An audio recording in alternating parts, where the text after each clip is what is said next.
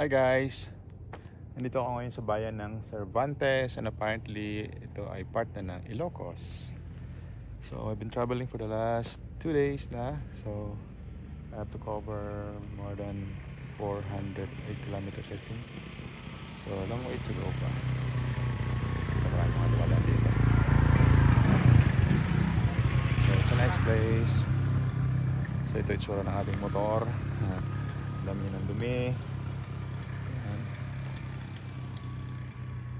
So, yep. Tuloy pa rin ang biyahe. Yan. Nasa Ilocos na.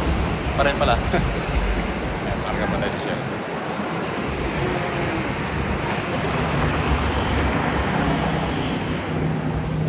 Nice.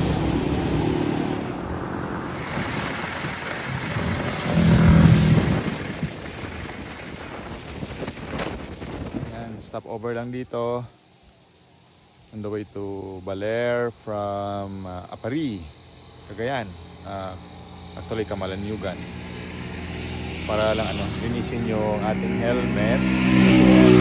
Ang bugs, ang labo na niya, so gawin ko din yung sa headlight dito.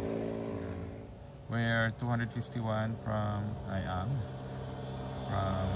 or to Baler. More than 5 hours daw. So naka 100 kilometers na ako sa fuel. Kasi still have 150, mga 200 pa bago mag-fuel. So okay. Marami ng bugs yung ating headlight. Wow! Pinaitsura na ating motor.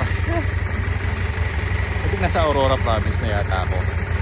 And it's been raining. Kailan yung motor natin? Yan, maganda.